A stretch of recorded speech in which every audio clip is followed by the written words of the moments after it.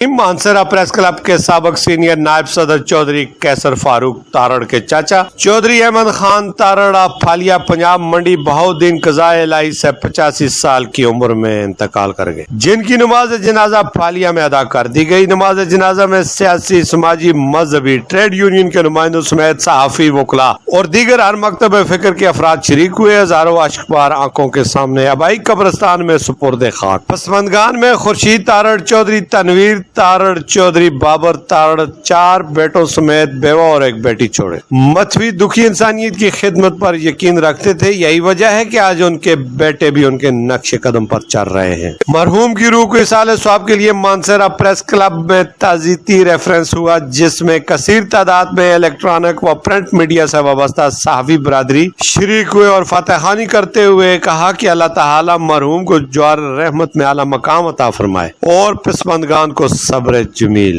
Camera team के साथ मीर अफजल गुलजार, DMM news, मानसरा।